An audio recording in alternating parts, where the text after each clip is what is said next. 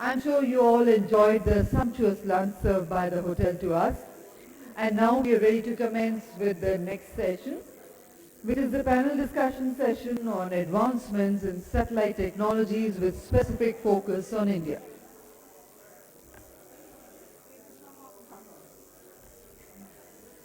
And may I invite our distinguished chairperson, Mr. K. Krishna, Vice President and CTO, Hughes Communications India Private Limited. A warm welcome to you, sir. Ladies and gentlemen, let's put our hands together to welcome our distinguished chair. Also inviting our eminent speakers, Mr. Stephanie Thibault, Managing Sales Director, Intelsat. A warm welcome to you, sir. Inviting Mr. Satyanarayana Swami, Country Manager, Viasat. A warm welcome to you. Inviting Mr. Prashant Bhutani, Senior Sales Director, South Asia, Miaset. A warm welcome to you. And Mr. Abhinandan T. Dodamani, CTO, Tata Nelco. A very warm welcome to you, sir. So, ladies and gentlemen, once again, the topic of this session is advancements in satellite technologies with specific focus on India. And the time duration for the session is now 1 hour, which includes the opening and closing remarks by the eminent chairperson, deliberations or presentations by all our eminent speakers, and question and answers in the end. And before I hand over to the chair, I have the proud privilege of introducing him. Mr. K. Krishna is the Vice President and the Chief Technology Officer of Hughes in India. He has been with Hughes and satellite industry for more than 25 years. He has been one of the founding members of the India operations of Hughes. He is responsible for the technology roadmap of the company and spearheads the various strategic initiatives of the company. He heads the defense business for Hughes and also plays the role of a chief regulatory officer. He represents Hughes and the satellite industry in various forums, and he is the co-chairman and satellite committee for Broadband India Forum and active member of the Society for Satellite Professionals International. And ladies and gentlemen, with those words, hand over to our distinguished chairperson, Mr. K. Krishna. Over to you, sir, to kindly carry forward the proceedings of the session, and the time limit is 1 hour. Over to you.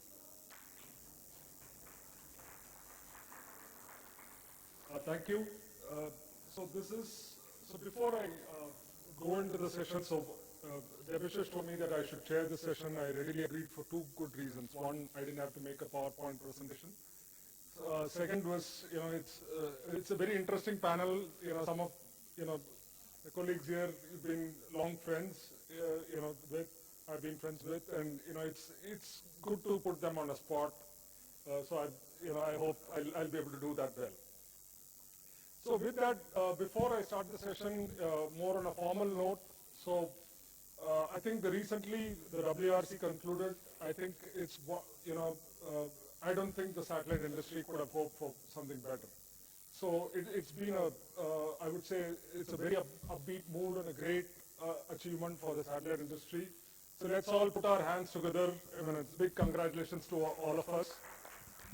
I think the tireless work by a lot of the spectrum and the regulatory folks, some of them are sitting here, so that's been a great job. Also, I would also like to, acknowledge that, some of the people, from the government, who made who played a very, very quiet role, from the background, Revati sitting here, and others, who played a very, very, Mr. Alwalia, who was, always been a big supporter of satellite, big advocate, Mr. Nitin Jain, Mr. Sunil Narayanan, Dr. P.K. Jain, Dr. Kumar Mohan. So these people have always given us tremendous amount of support, and I think this outcome, especially for India, this outcome wouldn't have been possible without the support of these people. So having said that, I mean, the topic of today is more advancements in the satellite technology and in the industry, and more important with relevance to what's real relevant to India. So I think all of you are reading. I think it's the most exciting time for the industry because a lot of new players who've entered the space. A lot of credible names have come in. a lot of new technologies are coming in, reusable rockets, software-defined satellites, and, electric propulsion, things like that, very, very good advancements. Also, there is an ecosystem which is already, built over a period of years. So, but I think, today for a CTO of any of the, satellite service providers or any satellite company, there's a plethora of choices today. Plethora of design choices, and each of those design choices will kind of make or break the company, right? The reason for that is, today for any satellite company to make a decision and from a drawing board, to go to a launch is about a 3 years cycle. And especially with, the LEO constellations, etc., it's even higher because for you to get this constellation up in the sky is going to be a lot of time. But once you made a, design option, and this industry, once something has been put in orbit, you can do nothing about it. You can't make any changes to that design. So you have to be very, very careful, in making that choice. And that could be the critical success factor, or it could be the failure factor as well. So that's the important, part. So, so some of my panelists are going to talk on this. What are the choices that they have made? So somebody says capacity is everything. Somebody like Intelsat today says versatility is everything. Somebody says, it could be, coverage is everything. So different people have different approaches, but all of us are trying to solve the, same problem. Also, even though the ITU, at some point of time put out a statistic that more than 50% of the world is not connected or not connected by broadband or doesn't have broadband access. So a lot of companies came up to say that through satellite they will provide broadband to the remaining or the other 3 billion population. But surprisingly enough, a number of these companies have kind of changed course, and they're not going after the other 3 billion population, but they're also again coming back to the traditional satellite markets, which are the mobility markets or which are the fixed markets, which are B2B markets, so to say. So that's also an interesting thing which has happened in the recent past. But also it's time to closely watch the success factor of people like SpaceX, or Amazon. They've announced a huge constellations, how they are going to fund it, how successful these are, how are they going to secure landing rights, how they're going to secure spectrum access. So these are all very, very important issues that they are all intermingled. It's not it's not just a technological advancement in this industry, but there's a plethora of other issues which are surrounding. I'm sure my co-panelists will touch upon. So with that, I'll ask, so my first person I'd like to introduce is Mr. Stefan Bibu, Managing Sales Director of Asia for Intelsat. So he's been visiting India probably over the last 10 years or more? 25 years, okay, I'm sorry. Okay, so, and he's played a very, very leading role. He's, kind of driven the regional media strategy for Intelsat. He has a wide experience on a variety of applications in both the media and the telecom industry. So he has held, a lot of management positions across a wide range of, media applications and cultures. So prior to joining Intelsat, he's held various other, business development positions with Jetris Images, an innovator in PC-based graphics technology. And he's also has held a regional director position of Avid Technology, a leader in content solutions. So he's a lot of background, a lot of experience in this. So over to him. We want to hear his thoughts. So one of the questions is, I just want to lead your discussion. He says he doesn't have a PowerPoint presentation, but one of the things I want him to really also talk about is how's, Intelsat, as you all know, is possibly one of the largest, satellite, geo-satellite constellation, if I might say. So they today serve a variety of markets, both in the broadcast and in the telecom space. So their, customers and subscribers are all across the globe. So they are aiming for a lot of coverage and versatility because you have to serve different customers with different needs. But at the same time, on the other sphere, there's a lot of advancements which are happening where people are putting more and more capacity so that, supply is outgrowing the demand in a big way. So let's hear his thoughts as to what is the direction their company is taking, and what are the recent advancements that they are seeing and how they are adapting themselves to it. Over to you, Stephen. Working. There you go. Thanks. Thank you, Krishna. So I think a great introduction here to how dynamic is the satellite industry today. I think it's very exciting. There is a lot of young people joining the satellite industry, a lot of disruption, a lot of companies building fantastic products, whether it is space technology in terms of propulsion, payload, or ground technology with next generation terminal hubs and antennas, which are basically going to make satellites a lot more accessible, because I think right now setting up a satellite network is still a complex issue. And obviously all these components are meant to simplify access to satellites, increase its performance, and make it very comparable to terrestrial networks today. And I think this is the important thing is here is, if you look at all these disruptors, and we're talking about Amazon, for example, SpaceX with the Starlink constellations, this is driving innovations to a level that has not been seen before in the satellite industry. And now, these big names, everybody knows them, but behind these big names, you have hundreds of new companies across Asia, across Europe, the US, which are building small sats, medium sats, and basically looking at various orbital arcs. So I think the orbital arcs really are going to become ubiquitous, whether it is geostationary, MEO, or LEO. They don't really matter. It will really depends on the applications.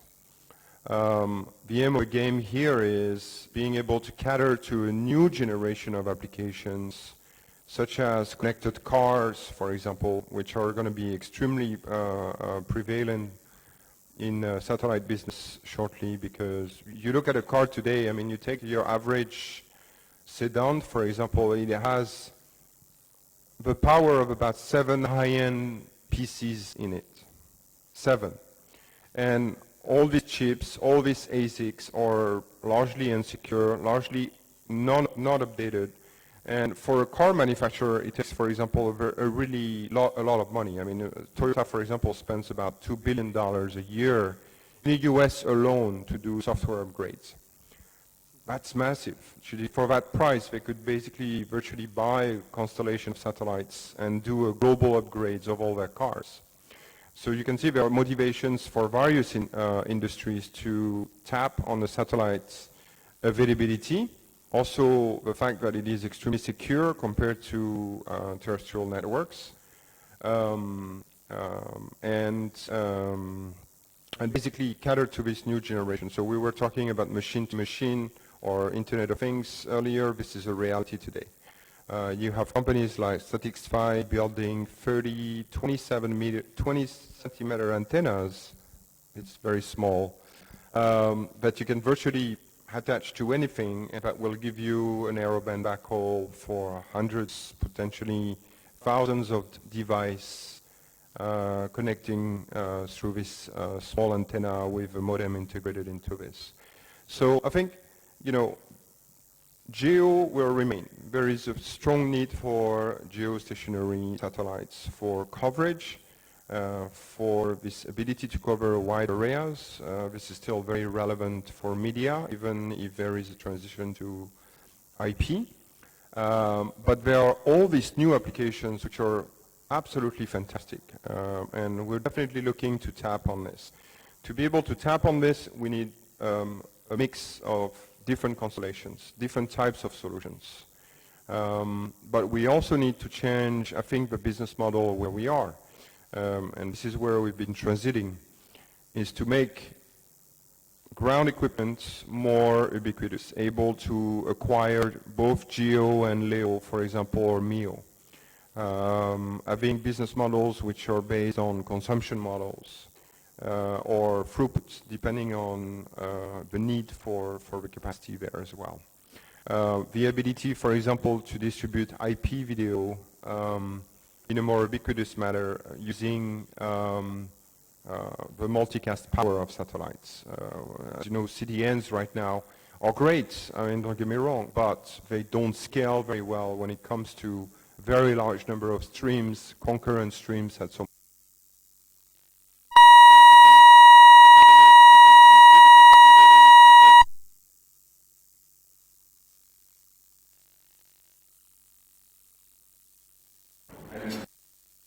receiving what they paid for. So I think, you know, from that perspective, if you look at the industry as a whole, it's very exciting what's going on right now. From a space perspective, with current geostationary satellite, I think the aim of the game is to reduce time to market. Geo operators, you know, have to have a 20-year vision for a satellite. That's a 3 or 4 year build cycle, 1 year design, and a 15-year operations, right? With fixed footprints and power and frequencies. That model doesn't work anymore, basically because the world is moving much faster. The demands for connectivity are shifting, and there are needs basically that arise on a much shorter term to appear over certain regions in the world or over certain territories. So there is a need to have much better solutions. These solutions are developed right now, and you will start seeing them within the next couple of years. They primarily revolve around two key technologies. The first one is beamforming, which allow you to define a footprint in space. So that's a reality already. I think you're going to see the first satellites coming up in the next couple of years. The second is, as Krishna hinted, is software-defined networks. Software-defined is a reality on the ground today for network routers, for example, right? But it wasn't in space because, well, it's complex. Space environment is very harsh and did not really allow this type of technology to come in, but now they do. And so you're going to be able basically to see new generation of satellites where you can define essentially any carrier going from any beam to any beam in any band, and you can set up your own frequencies in space. So basically, what does that mean is that you can actually build a satellite which is the same, essentially, from a manufacturing perspective, and basically build them at a chain and define them, define the footprints, define the frequencies you want to use in space, depending on the needs, depending on the market requirements. So that's going to reduce the time to market significantly. That's going to allow us to also answer to market requirements much faster. And this is just around the corner here. I'm not talking long term. So if you take this advancement on GEO, a combination of wide coverage together with high throughput, low latency capabilities for LEO, for example, and as you know, we are one of the early investors in OneWeb. You know, this is going to bring a whole new set of application, a whole new set of different services, which are going to be extremely good for first of all, connecting the unconnected. That's a clean job, but also to cater to new generations of applications. So you can basically literally slap a flat panel antenna on a truck, on an emergency vehicle, on a train, on virtually any vehicle. The price will come down to a level where you can put it on the roof of a house, for example, and you will be able to acquire virtually any satellite that it can see in a defined arc, and provide broadband services, IP television services, different types of services for schools, for anything else. So I think that's going to be great. We see a bright future for this. Beyond this, there is a real space race with the launchers. As you know, SpaceX and Amazon are kind of driving next generation launcher. I think ISRO has done a fantastic job on this already. I mean, I think the PSLV is an awesome launcher. It's been extremely reliable for many years now. And I think more and more technology in the launch business is going to allow costs to come down already. I think SpaceX is already giving a run for their money to people like Ariane, for example, which used to be quite expensive, or also building heavier rockets for bigger satellites. So I think the whole chain in the satellite industry and in the space industry in general is extremely exciting. You'll see a lot of new applications coming shortly. So I think it's a great time to be in the satellite business right now.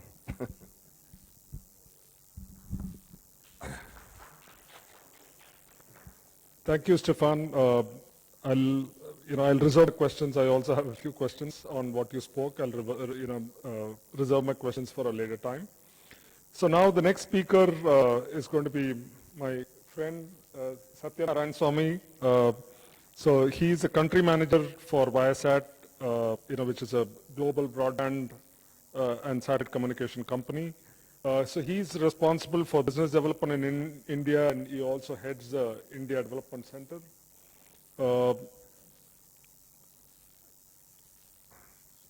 Anything else? Yeah, that's it. Okay. So he's and two of the people in today's panel are both from Concert Labs. So I think Satya has also spent a fair amount of time from Concert Labs.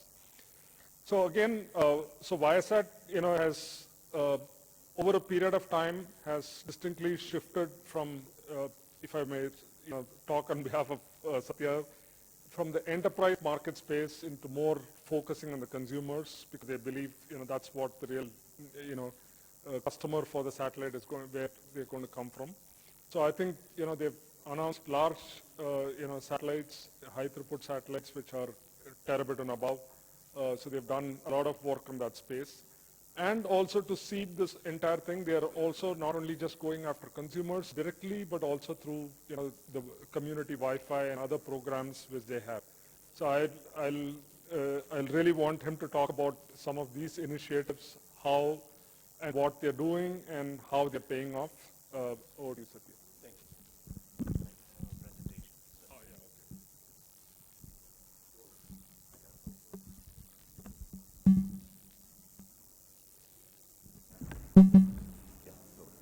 okay. Oh, excellent. Thank you, Krishna, for the introduction. My fellow panelists and distinguished guests, good afternoon. And I want to thank the Broadband India Forum today for organizing this excellent event, which is the 5th year in a row. This is the 4th time I'm here. And I think they've been excellent at taking the message of what satellite technology can do in terms of broadband. And what I really wanted to talk about with a few slides here is how to think about, satellite broadband, how to focus on technologies that move the ball forward in a way that enables broadband for all, which is the message for today, right? So, quick intro. For those of you who don't know us, for about 10 seconds, we are a $2.2 billion global satellite broadband company. We are basically focused on providing broadband for consumers, also to a certain extent enterprises, and definitely to governments. And we are a vertically integrated company. We build satellites, we build satellite equipment, and we provide the service too. And there is a reason for that vertical integration, which I will talk about. So if you look at the customer base that we are talking about, we have today a lot of talk has been about in-flight connectivity. Right? So today we are on nearly 1,350 aircraft across the world. Right? What does that tell us?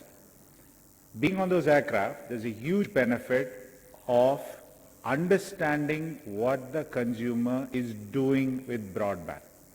That's very critical, right? So there's a way of going about technology, and our focus has been on saying, let's understand what users want to do with broadband, and let's figure out how to use technology to solve the problem. The focus has been on how do we drive the cost of these applications down, how do we enable enough bandwidth and capacity for these new applications to flourish. And to do that, you have to understand what the consumer is doing. So that's been our focus, right? So that's one. Of course, we're also in community Wi-Fi in many emerging markets. Unfortunately, we're not in India yet, but there are other emerging markets that are open, and therefore we are participating in them. We are in reach of nearly 1.8 million users in very similar emerging markets. We're learning a lot, and we're providing solutions which are very cost-effective to these rural users in these emerging markets who have very, very high price sensitivity. So we're also learning and using lessons out of how users in rural markets who are price sensitive are making decisions about broadband and how to use it. At the same time, we also have in developed markets residential customers, so we understand direct to home broadband, so we understand what is going on in those markets. So we get if you look at our customer base, we're learning a lot from what each of these customers is doing, the end customer who's paying for the broadband, and that's a very important lesson. Second thing is, just wanted to focus a little bit on this slide, which I'll come back to. Today we have our own satellites, which we build. We also work with satellites in many other countries, including Brazil, China, Australia, etc. We have access to nearly 700 gigabits of capacity today. And as we roll out our Viasat-3 constellation, and just for the record, we seem to have given the title of disruptor only to the NGSOs. I just want to say I want to lay claim to the fact that we are also disruptors, right? We are about to build a global, we're on the verge of launching next year, for 2021, the first of our global constellation, which is going to be a satellite, each of which has a terabit of capacity. And that satellite constellation launches is going to be, 3.7 terabits of capacity that is going to be available across the globe, right? That's the kind of capacity that we have access to. So quick focus on what customers we're talking to. So it's not just about spreading yourself across the customer base, but it's also about understanding geographically what's happening. So you see representation from the US, from Europe, from Asia, Australia, etc. And we are able to understand what is going on in the market in all of these cases. So I wanted to talk a little bit about this whole notion of what is the technology advance we're looking at. We've always looked at it differently, right? So our perspective is let's define what is the problem we're trying to solve for a customer. What is the application we're trying to enable? And then let's figure out what is the technology that makes sense. Because all of us know there are a lot of technologies out there, a lot of investments. There are also a lot of failed technologies, as history teaches us, where you invest in a technology for technology's sake, but if it doesn't produce the right applications, it doesn't produce the right economics for the customer, it's meaningless. So our focus has always been, what's the problem we're trying to solve, and how do we solve it in a way that makes economic sense? And to do that, one of the first things we focused on is to say, we need to understand what the customer is doing, and we need to build our own satellites in order to be able to do that. Because without that end-to-end integration, you either are positioned as a satellite capacity provider who doesn't understand consumers, or you're a service provider who understands consumers, but you're not able to move satellite technology forward. So we've really focused on combining all of these and as a vertically integrated solution. So I'll give you an example, right? If you look at in-flight connectivity, right? In-flight connectivity is all about what are the applications that it enables, right?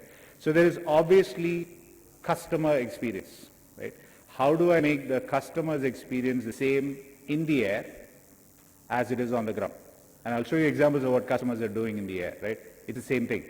They want to do the same thing on plane that they're doing in their offices. Well, hopefully they're not watching Netflix in the office. but they're doing in their offices or they're doing in their homes, right? So that is one.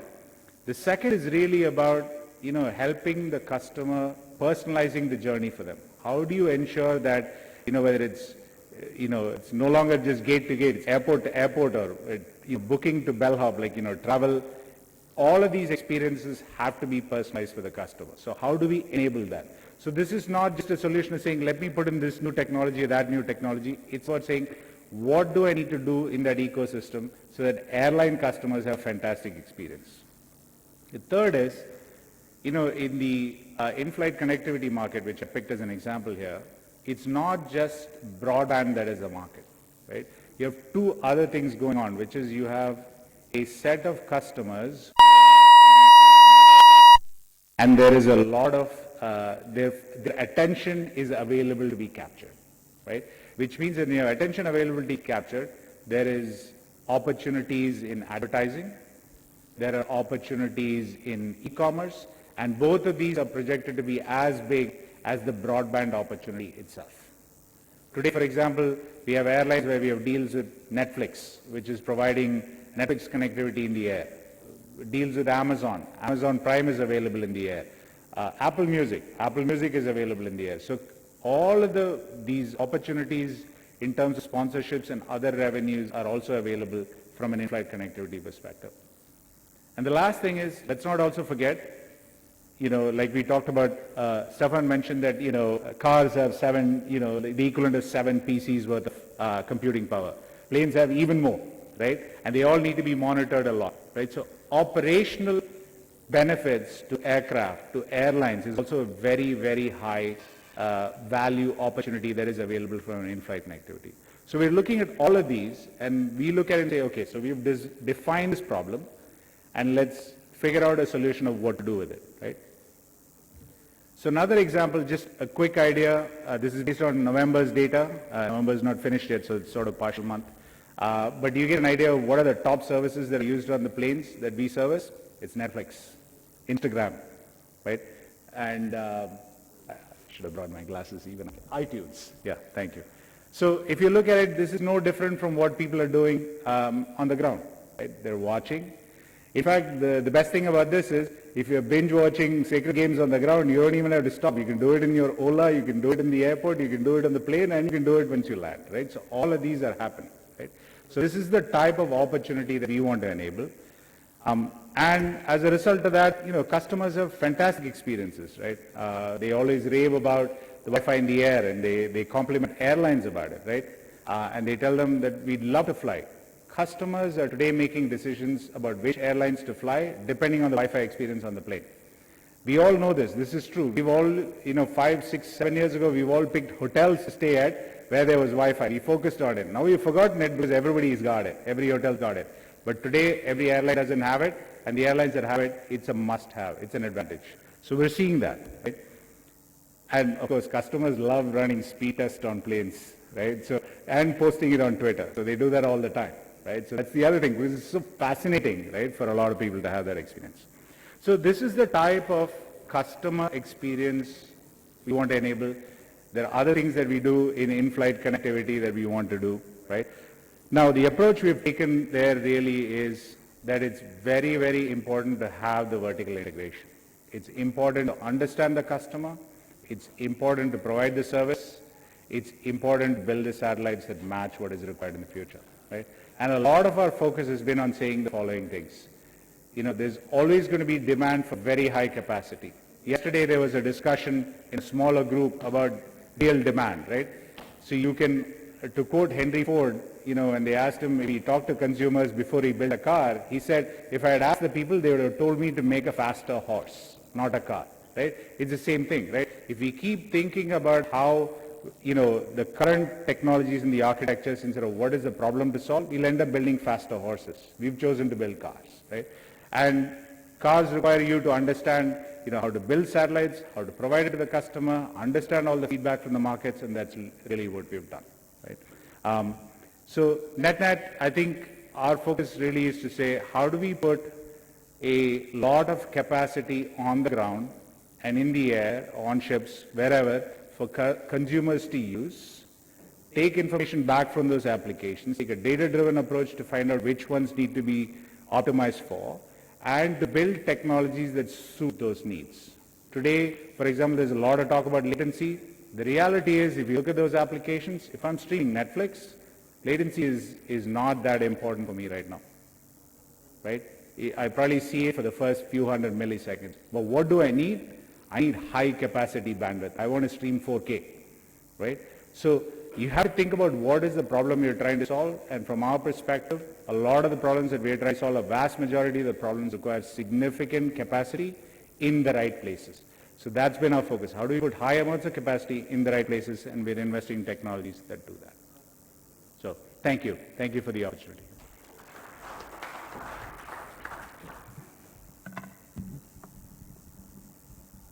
So next, I'd like to introduce Prashant Bhutani as the Senior Sales Director for South Asia for Miasat. So again, Prashant at some point of time was working for NSR, and he's kind of transitioned from being a research person into a sales role. So that's that I can imagine that must have been quite tough. But he's been, had about over 15 years of experience, in this industry. He holds a Bachelor of Engineering degree from on Information Technology with Satellite Communications from Mumbai University. He's also completed a Master of Science in Satellite Communication Engineering from University of Surrey, United Kingdom. Prashant, so at least with my limited knowledge, I would say that Miasat, we've all known, is a big player in the video market,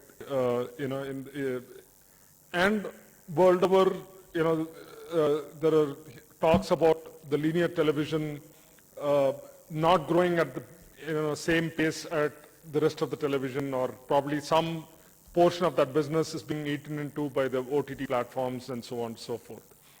And most of the satellite operators who've been serving the linear television market are trying to also, come up with a bigger play on the data market, so that they don't get left behind on this. And the data market is growing, seems to be growing much faster than the linear television market, quite obviously.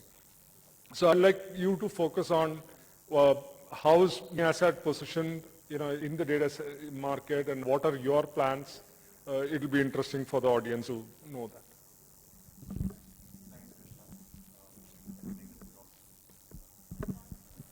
Hello? Can you hear me?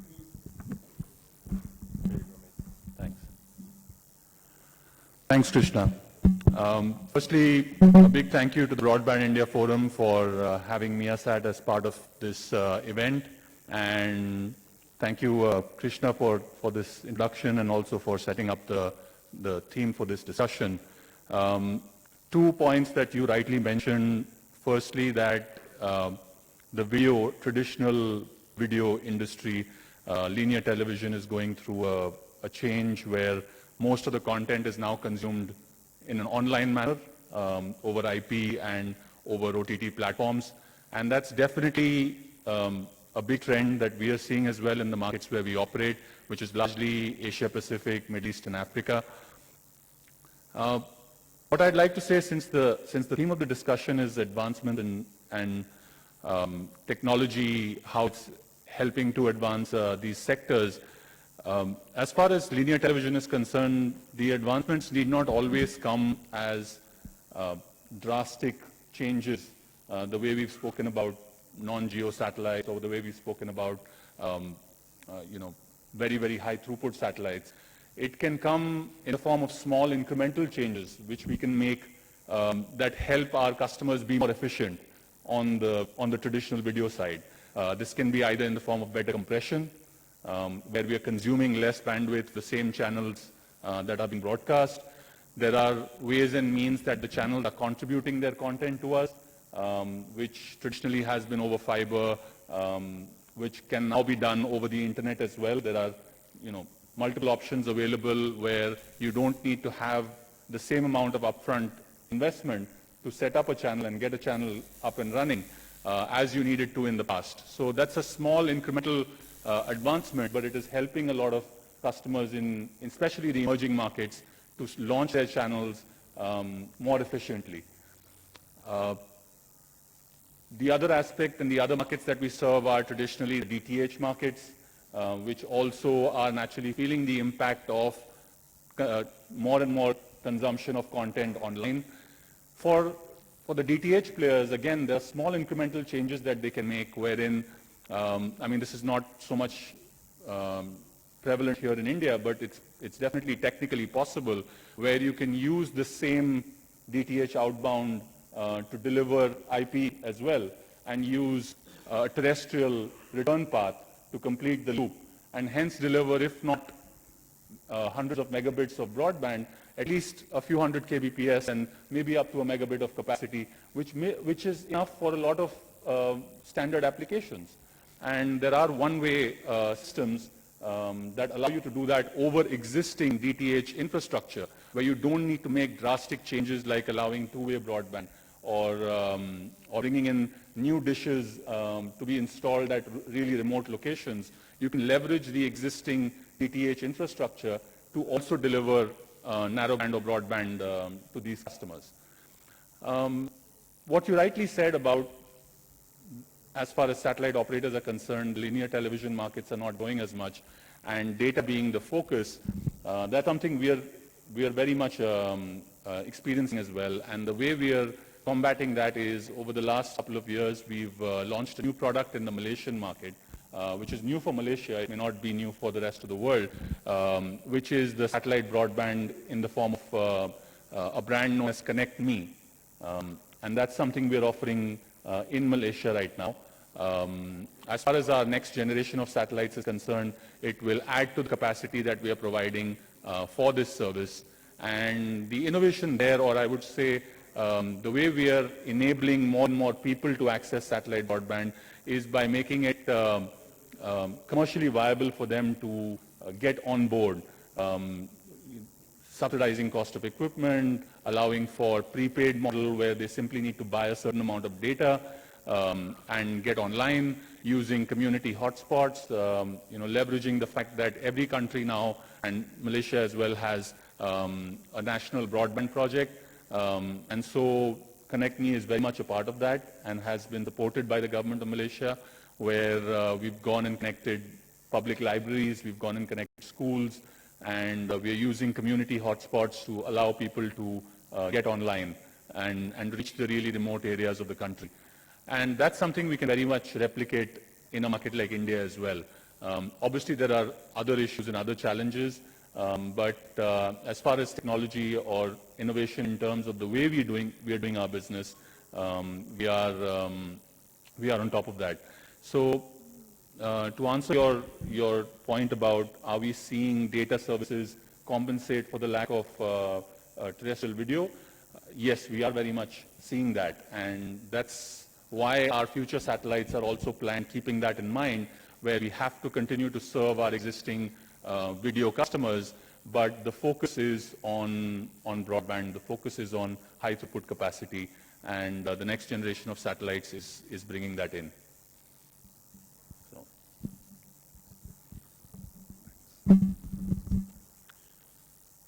So with that, we come to the last panelist before we have some questions and comments and throw the floor open to the others.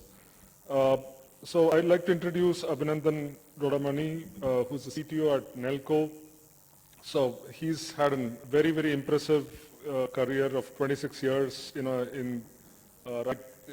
started his career with Comsat Corporation, then he moved to Viasat.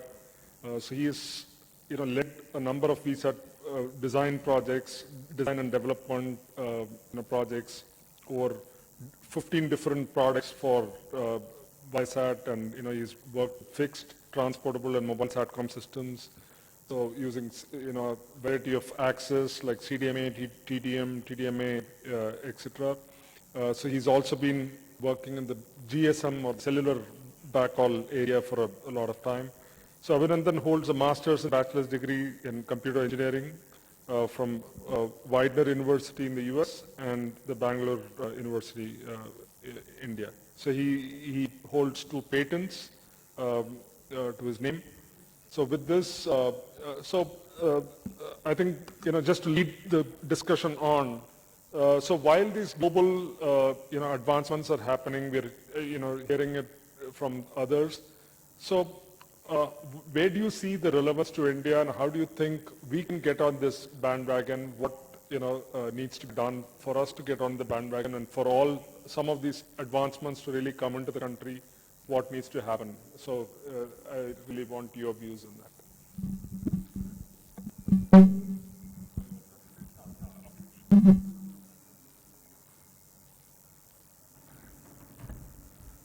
Thank you, Krishna, and thank you, Broadband India Forum. It's good to be here. Nelco is a service provider.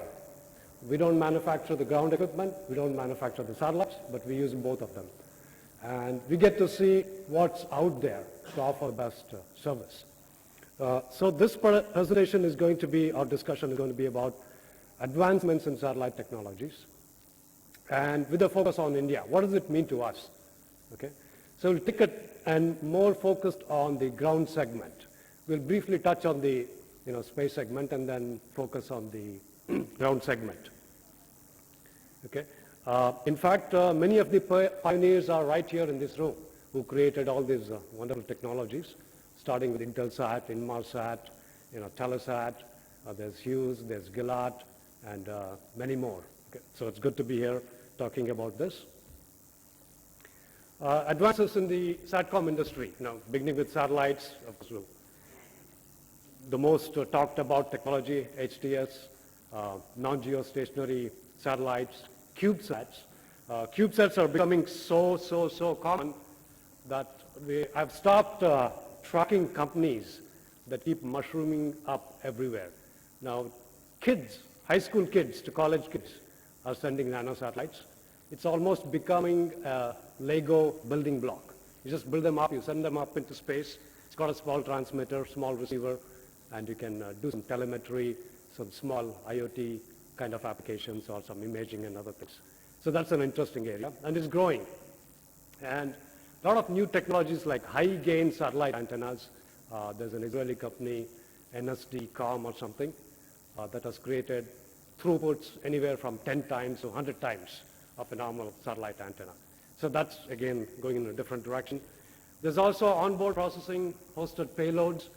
This has been going on for quite a while, almost a couple of decades, but increasingly it's getting better and better and into more technologies right on the satellite. And then you have beamforming. That's another interesting technology where you focus, the beam is actually focused where the users are, right down to a single individual user. And then, of course, the new buzzword, qubits or quantum computing.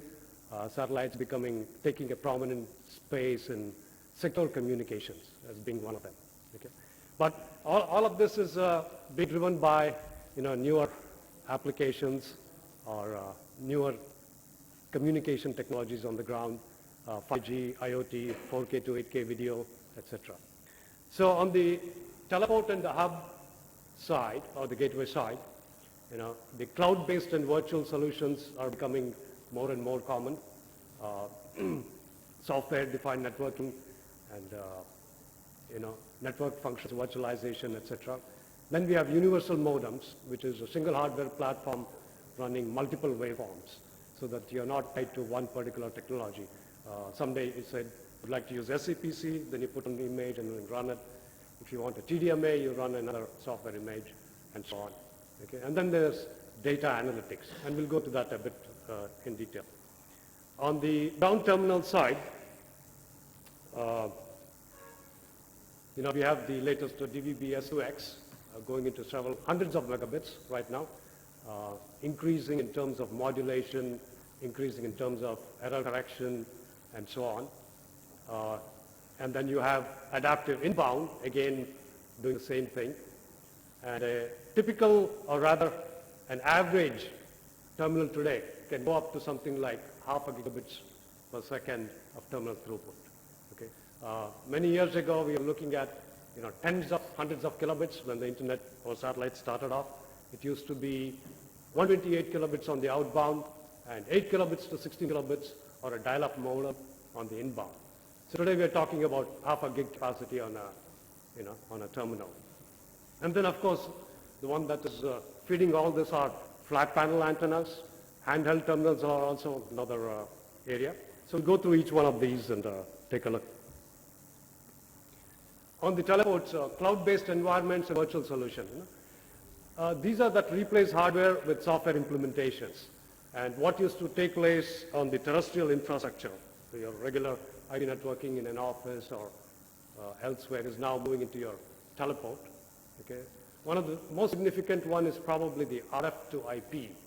Okay, now people want to take the RF signals directly coming from your antenna, down convert it, and push it as IP packets to the cloud. So your modems and all your indoor equipment could be somewhere else. Okay, as long as your ground infrastructure is pretty good, you have fiber, you have gigabits of capacity on that. And there are several new standards being defined to transport these, digitized analog waveforms. And this is a very tough area. And it's also very expensive at the moment. Okay? And the world has been a lot slower to adapt to that. One of the companies, Kratos Networks, has a software-defined modem on the cloud, which can do modems for TT&C for satellites, because this is a lower bandwidth, lower frequency, and they'll start offering these services. Okay? Then you have the universal modems. A lot of teleport vendors will tell you that they like to use the whatever solution is available from whichever vendor that suits their end customers. But each time you go, you have to buy new equipment from every single vendor. What if you had one hardware platform that could change all these things? So there are many entrants in this market. One of them is UHP Networks. It's a software-defined modem sitting on a single piece of hardware. And then you have data analytics. Teleports have started incorporating them as a part of their service. Okay? And customer application data, metrics on the cloud or on their own, hosted on their own teleports. And then you have other things like supporting Amazon Web Services and so on. We come to the ground segment, the terminal. So a long time back, we were looking at something like back in the late 80s, early 90s, something like $25,000 for a satellite terminal to support maybe 3-4 voice channels. It was really, really expensive. Today we're looking at an indoor unit, just the indoor unit, costing less than $100 for the OEM. Okay, so it's pretty much reached that point. And with the outdoor unit, it's not much beyond that point. Okay. Technology, DVB-S2X, adaptive inbound, high throughput, very short latency. I think in today's presentation from Telesat, they had a latency of something like 19 milliseconds for 5G transport over LeoSat. Sorry, not LeoSat, on Telesat LEOs. Then you also have orbit switching between LEOs and NEOs or LEOs to GEOs and so that technology is coming. Here's another new term that Viasat has come up with. It's called office in the sky. That basically tells you it's no longer about one individual person getting connected at 1 megabits or 2 megabits or 3 megabits. We're talking about your regular home office environment being up there in the sky. Usage of CDMA, reducing, the AES or maritime or transportable return link antenna sizes. Okay, they are becoming really small. That has helped a lot. Okay. Form factor, we have various form factor for this terminal in aero form, for aeronautical purposes, maritime, drones, all outdoors unit, desktop, handheld. And what we are seeing is approaching an all-in-one unit with a flat panel antenna, with the indoor unit, with the outdoor unit, with the buck, LNB. The only thing you have to put there is the cable, okay, and an optional Ethernet cable. It's just like your home Wi-Fi router, maybe slightly bigger to incorporate the flat panel antenna. Okay. Handheld terminals, there's a company, SatBridge, using a 5G protocol stack. They want to use a handheld terminal, okay, to talk both to the satellite as well as to the ground segments. So because the frequencies sort of are now overlapping on the 5G bands, okay, they are looking at doing this. Whether it becomes a reality or not is another thing. So they want to be able to integrate your satellite technology seamlessly into the ground as well as all your billing and everything is taken care of on a common platform. Okay. Terminal antennas. So this is probably one of the key pieces of the ground technology. So, 2 minutes? Okay. So I'll quickly go through this. Antennas, we have low profile, mechanically steered antennas, parabolic, same thing, flat panels being used by all markets. Okay. The main types on the flat types being, phased array, beamforming, or high efficiency waveguide panels. Okay, both electronically and mechanically steered. A whole bunch of manufacturers on this. Okay, Rantec, Tachyon, Kymeta, Quast, Panasonic Aviation, Gilat, etc. There are quite a lot of people into this. Tracking dish antennas still exist. In fact, they are the ones which are being practical on the LEOs and MEOs, which is an absolute must. You can't use a flat pan antenna yet, but they're using the a sort of a dual dish tracking antenna. And these are some of the manufacturers from O3B to Intellian, Viasat, others. Okay, the bottom line, the antenna pricing today, as we see it, is pretty high. For example, Kymeta is selling it something like $39,000 for big yachts, first responders, etc. Isotopic Systems is selling, its target is between $300 to $700 as stipulated by OneWeb. Okay. They're not there yet. And then Alcan Systems, their target is less than $1,000. Tracking dish antennas are even much higher. Some O3B is using something like $250,000 antenna. Others are in the low, $1,000 to $20,000 range.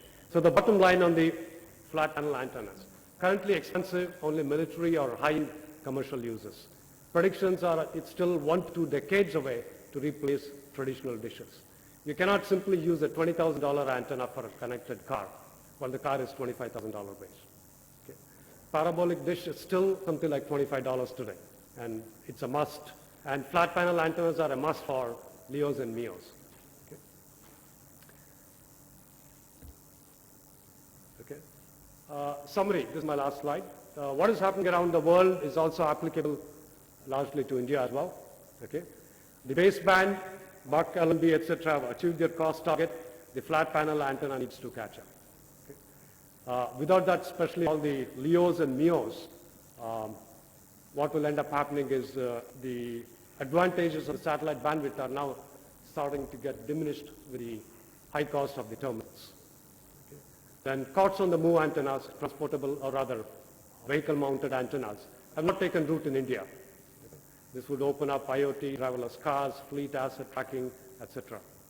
One OEM player entering India is a company called Astronome, which plans to launch about 200 satellites and some terabits of throughput. Historically, there has been no original equipment manufacturer for VSATs in India.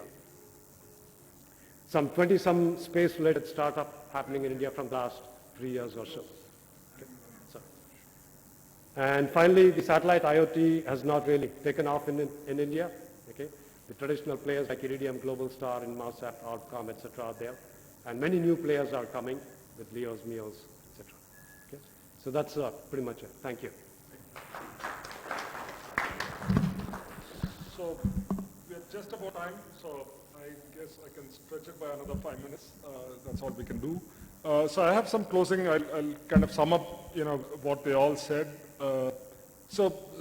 Stefan, he gave a good introduction on, how the connected cars are happening. In fact, I don't know how many of you know, Hyundai has launched this model called Venue. It's a, which is a fully connected car in India.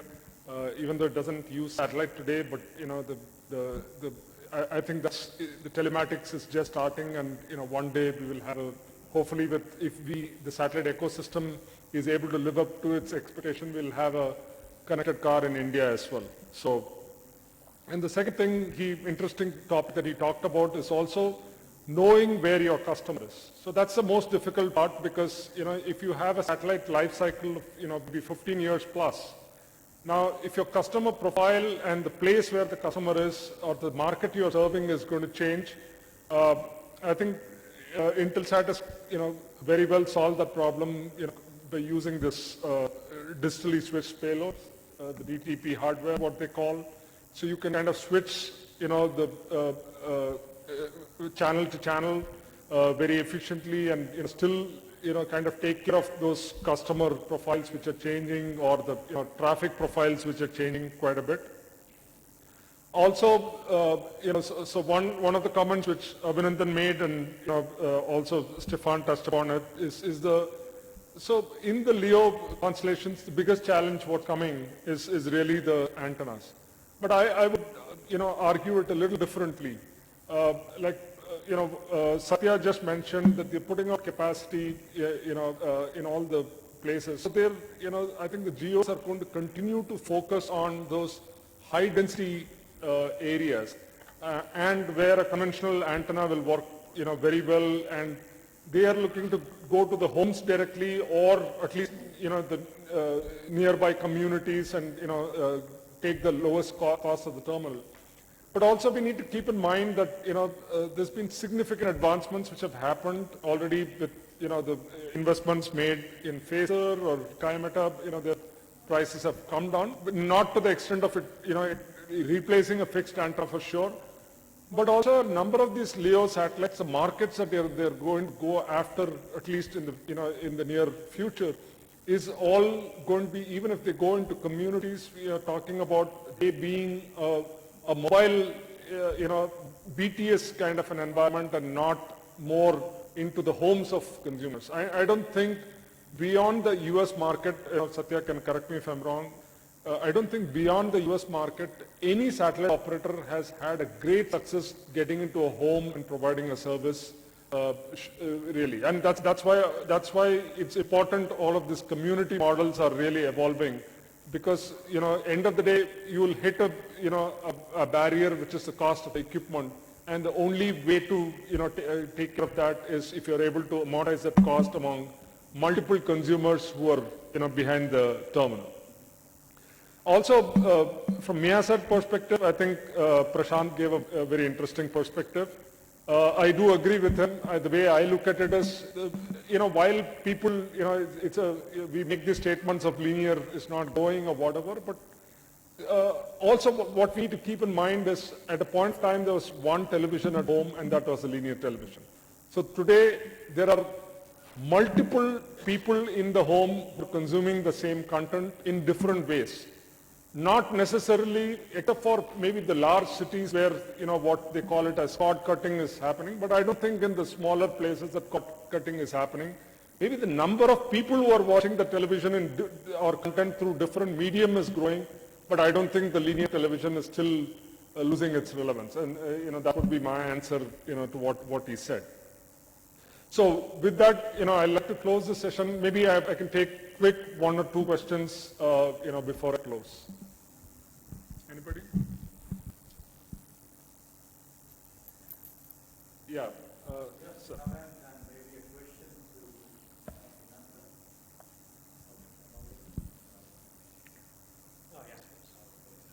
It was a very illuminating talk that you had, and you shared some very nice inputs with us. A very important event has recently concluded in Sharm el-Sheikh. That was the World Radio Conference. And we had a lot of talk on 5G and also the satellites and so on. A lot has happened and many outputs have come about. There was a slide in which you were talking about 5G and the way it seamlessly gets connected to the satellite communication terminal and so on. Could you elaborate a little bit more on that particular aspect? Because this subject has been discussed in the ITOR Forum 4C, Working Party 4C. And we have been learning a lot about backhaul using satellite and 5G networks and so on. But was that what you were referring to, or was something else that I was missing? Thank you.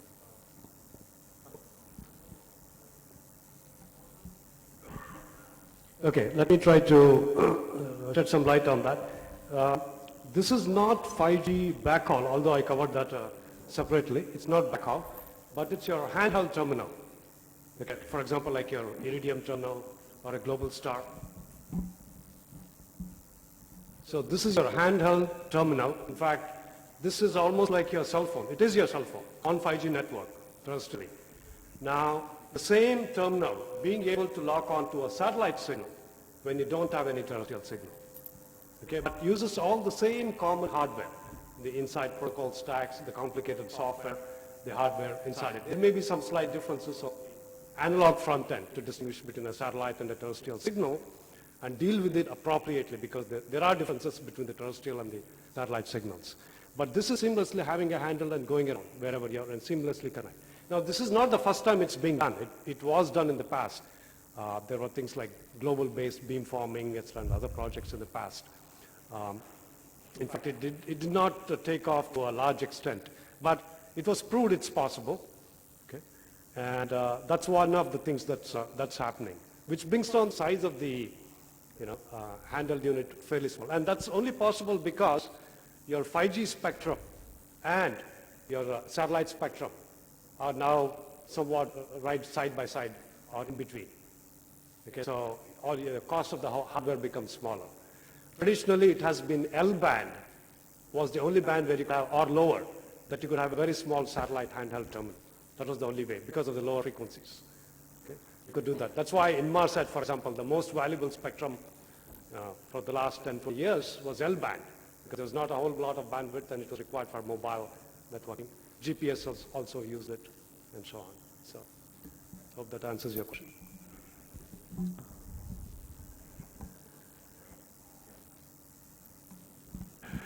So my question is that now satellite service providers are hoping that 5G backhaul is one of the real option, and in the remote areas when the demand for the broadband is already established, and there you have got an advantage of providing that necessary backhaul to the terrestrial one.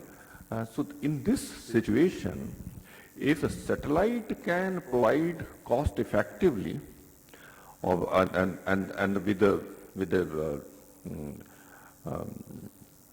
cost effectively and in that case, my question is that so far satellite industry has not adopted a very standard ways of developing these network equipment, so they're interoperable.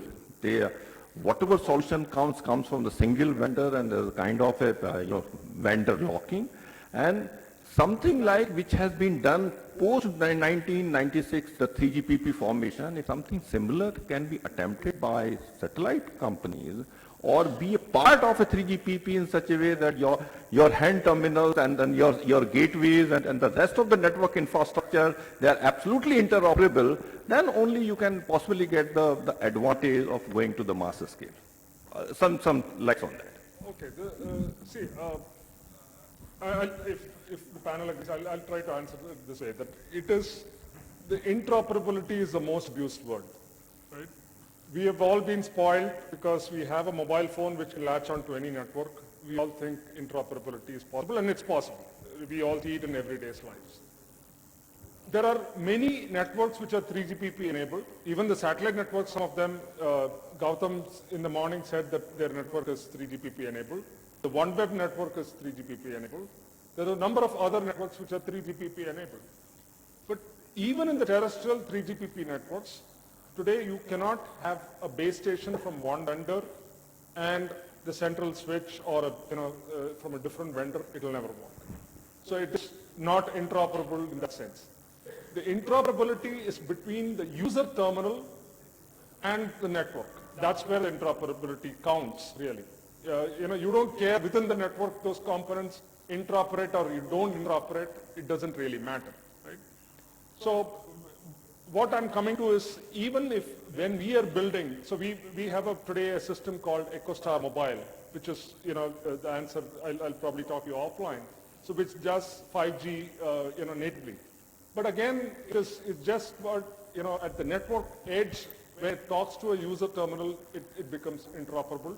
And in that sense, we are already interoperable. I hope I answered your question. And so with that, we need to close the session. Thank you so much. Thank you for listening to us. Hopefully. Thank you very much indeed. And with that, may I request our distinguished chair, Mr. K. Krishna to kindly do the honors of presenting a token of appreciation and gratitude to all our eminent speakers. We present to Mr. Stephen Bolt, Managing Sales Director, Intelsat. Thank you very much indeed, sir. To Mr. Satya Narayana Swami, Country Manager, Viasat. Thank you very much indeed. To Mr. Prashant Bhutani, Senior Sales Director, South Asia, Measat.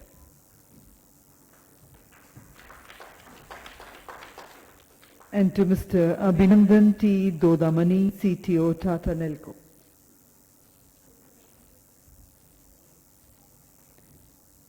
Thank you very much indeed.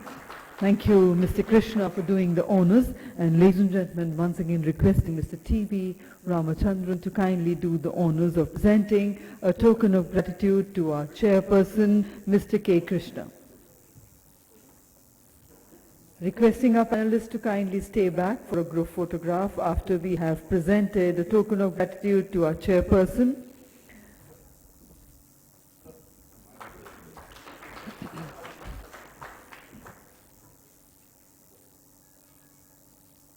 Thank you, Mr. T.V. Ramachandran, for doing the honors. And can we have a group photograph of the panel with Mr. T.V. Ramachandran joining them? Thank you once again. And ladies and gentlemen, with that we close the proceedings of this session. Breaking for tea now. The tea break will be of 15 minutes. Requesting everybody to be seated by 3:45 for the next session. Thank you very much indeed.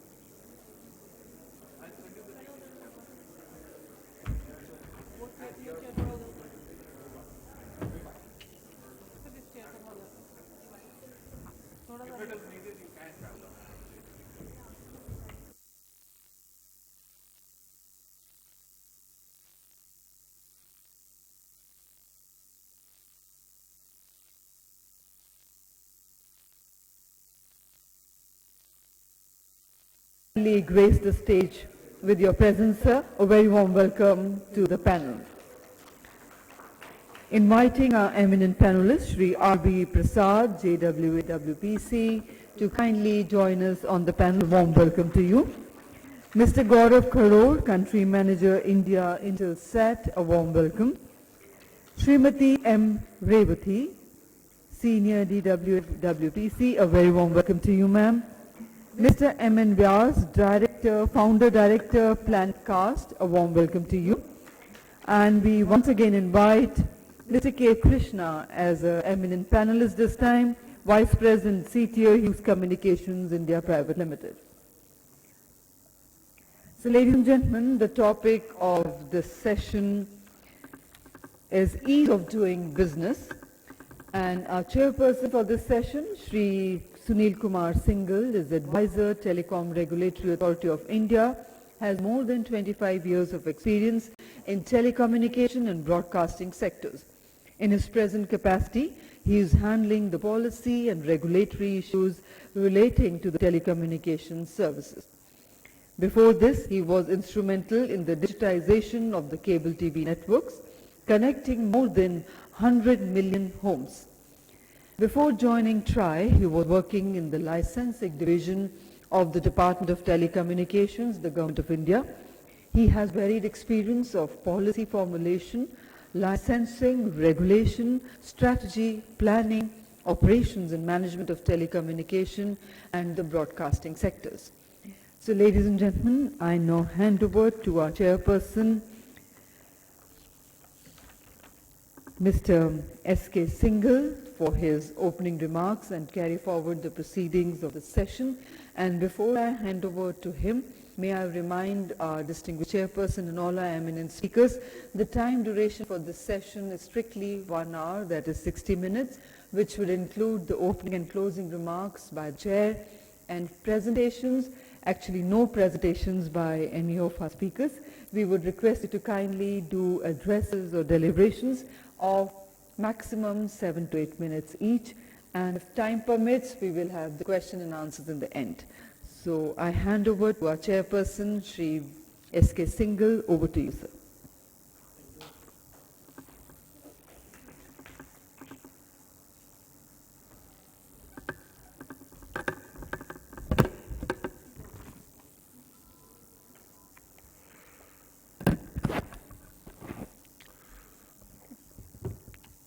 Good afternoon. First of all, I just want to thank BIF for inviting me in such important event where they have given me such important panelists who have each one of them have more than 20 years of experience in varied fields. So I hope it will be an interesting discussion and useful discussion for all the participants. I will not take much time. I will just put the context and then let the panelists speak their mind, and then probably we can conclude the thing. So what we need to think of is of doing business in terms of what? Like 2-3 things which we have to keep in mind when we take off any policy decisions or any policy guidance. One is the economic requirements, another is the government policies and programs announced for that particular field, and the third thing is probably the needs of the consumers or society, that what they are expecting from the stakeholders of a particular sector. So as far as the economic and the government policy programs are concerned, we all are aware that the present government has given a big call of Digital India, whose important pillars are the broadband highway and universal connectivity.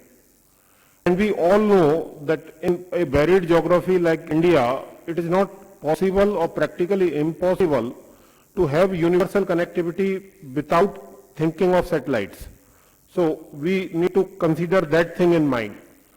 And probably keeping that point of view in mind, while we were working in TRAI as well as the DOT gave a huge importance for the satellite communication technologies in the NDCP 2018.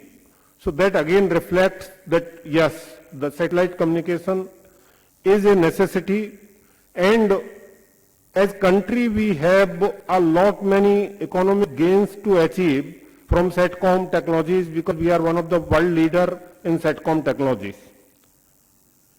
Now, when we talk of communication as a sector, then probably every one of us focuses on the 3 aspects which has become almost universal guiding principles for everyone. That is the availability, accessibility and affordability. Till the time a proper mix of all 3 are not available, we cannot expect a growth of the particular sector. Now, how can we achieve that?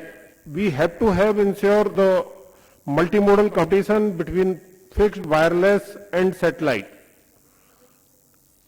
As far as wireless is concerned, we have seen the benefits of the growth in last 2 decades, but still we are struggling with the satellite and fixed.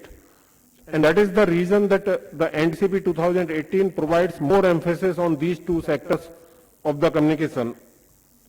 So now, what are some challenges which we as a TRAI have identified. One is that satellite is in spite of having a cost-effective medium for better telecommunication or broadcasting or broadband, there are long delays in procurement of satellite bandwidths, and there the role of the ease of doing business comes. That leads to the higher costs and which affects the affordability. So again, like this is becoming a stumbling block in growth of the sector, and that is the reason even today, after 20 years of opening up of the sector, we have less than 3 lakhs VSAT terminals installed in the country or operating in the country. Another big challenge which has been observed as a TRAI, and we have championed it time to time with the government, probably we need to think of that as we follow the open sky policy for the C-band satellites, can we have the similar policy for KU band so that the stakeholders can have a direct agreement with the satellite service providers and they can focus on this. Now, how this can all be done? One thing which is very much essential in this sector, in my view, is ease of doing business is possible when there is a proper coordination between Department of Space, DOT, MIB, WPC, NOCC, and MHA. And in this age of communication, probably that can be enabled by the ICT. We know that earlier even the private enterprises used to work in silos in different departments, and then they took the help of the ICT in the form of enterprise resource planning or some other softwares, which helped them in thinking of integrated thinking.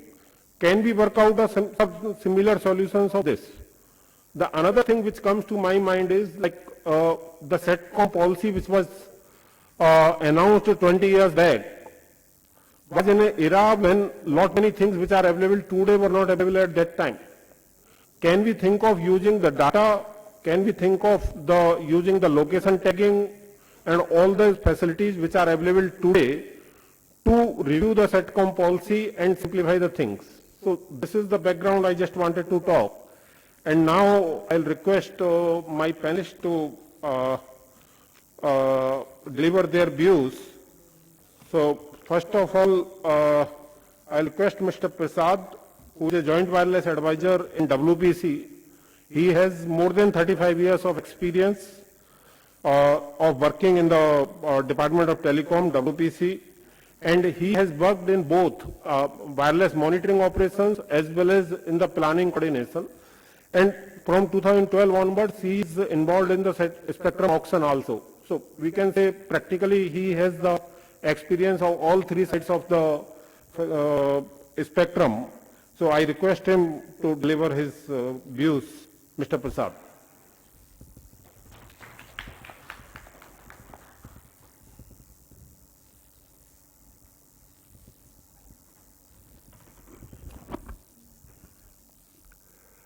Broadband service, good afternoon to everybody on the dais as well as in the audience. WPC being manages a spectrum is a very natural resource and very precious, and it is used for not only mobile services, satellite services, aeronautical and maritime services and broadcasting services. Everybody requires a spectrum, and today just WRC conference has been finished, and we have adequate allocations for 5G spectrum, as well as we have supported with the identification of spectrum for eSIM, Earth Station remote for providing broadband services. These bands 27.5 to 29.5 gigahertz is for broadband services using mobile platform. I think this band can be very useful for providing services in rural, unconnected valley and mountains, etc. So, as a spectrum managers, we have adequate spectrum for providing broadband services. We have provided adequate Wi-Fi, adequate number of spectrum for Wi-Fi that can be used for providing broadband services, etc. As far as satellite application is there, my predecessor has already told that whenever satellite application spectrum is there, they are very lengthy process. First of all, broadcasting services give permissions, then transponder allocation, DOS gives, again NOCC approval is required, and sometimes then WPC gives their clearance. I think TRAI has given its recommendations, and a committee has also been working to devise a mechanism for single window clearance. I think we are working on that. We are trying our level best to provide simplified procedure for frequency allocation for satellite-based applications.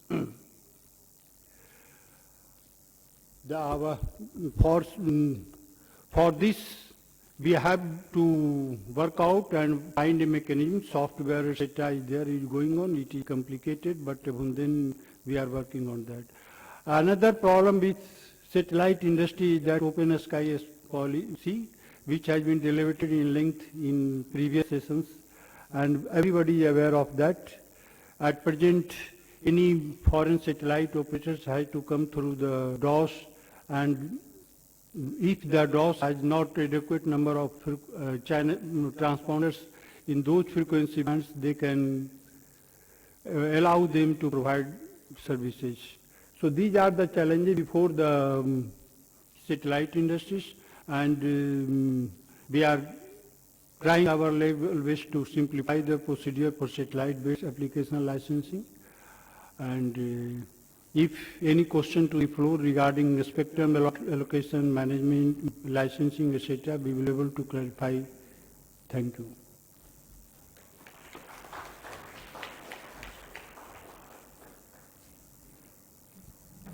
Thank you, Mr. Prasad, for your brief comments and assuring the stakeholders for taking any question relating to the spectrum allocation.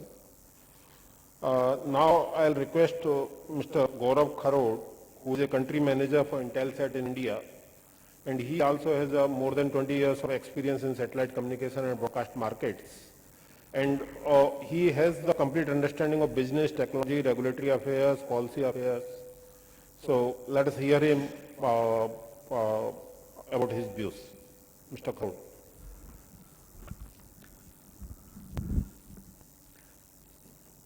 Thank you, Ms. Singhal, and the dignitaries on the dais. Thanks to BIF for organizing this and getting me here. I'll take a few minutes, less than 5, to capture some of the key thoughts that I have on this topic of ease of doing business. For those of you who don't know my background, I'm a Guju, and in today's scenario, either Gujus are politicians or most of the Gujus are businessmen. So what am I doing working for a US-based company?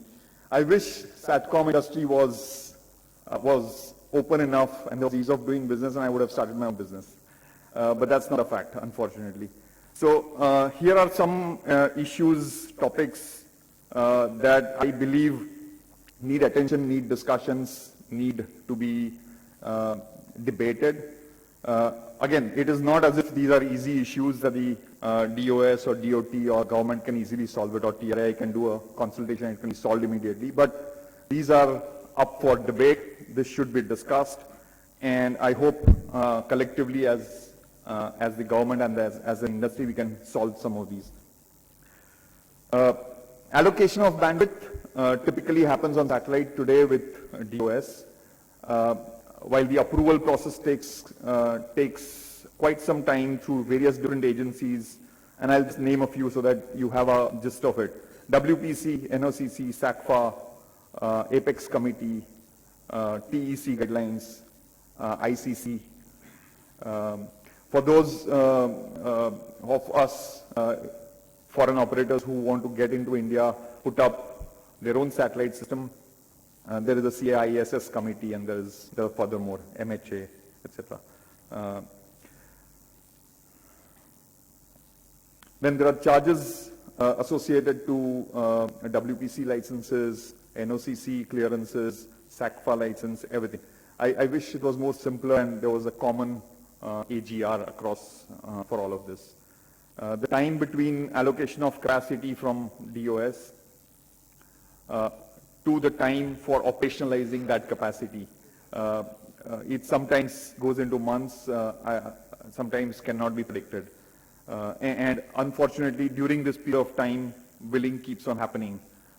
Sometimes there is a fight between the operator, the customer, and the satellite operator. Sometimes it just goes away. No clear guidelines on this. Already, Satcom policy has been named. It's backdated from year 2000. The ISS policy from 1997. In light of this, I would also want to bring up, so these were the process-related issues that we have to grapple with as an industry. But I would want to also step back and say that what are we doing for the new era? So there is a whole lot of new technologies coming up across the globe, whether it be on launch vehicles, whether it be on satellite payloads. There are a whole lot of entrepreneurs, the IT industry, the software industry, the app industry, which is pouring billions of dollars on new launch vehicles, on new technologies on satellite payload, new constellations, low Earth orbit, medium Earth orbit, HAPS, high altitude platforms. So are we able to support this kind of new ecosystem that is developing globally? What are we doing to encourage either the foreign players in all of these different new techs to come into India, or are we doing enough to encourage our own entrepreneurs who may be trying to achieve one or more of these kind of new technologies in India? Lastly, I want to bring something else to light, which is about the NDCP, a National Digital Communications Policy. I think the name itself signifies a lot. Till 5 years back, we were calling it the National Telecom Policy. No longer are we calling it the Telecom Policy, we're calling it National Digital Communications Policy. And I've got one simple question to make my point, which is, if a telecom service provider on a mobility network like 4G, LTE, etc., is allowed to provide voice service, data service, and video delivery service, why can't the same be applicable? And I call this triple play. Why can't triple play be available for a competing technology like satellite? So why can't DTH operators provide broadband service? Or why can't cable MSOs provide broadband? So while one arm of the government is allowing triple play, the other arm of the government is not allowing triple play. And this has got a lot to do with convergence. Sorry, I'm over time. Very quickly, so this has got a lot to do with convergence, and I wish we take cognizance of this across DOT, MIB, and whatever all the other agencies are. And I wish TRAI does take this into cognizance. Thank you so much.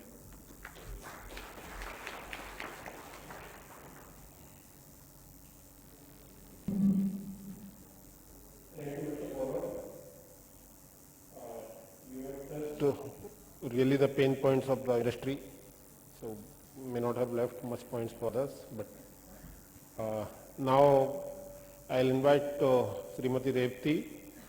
She is a senior deputy wireless advisor in WPC.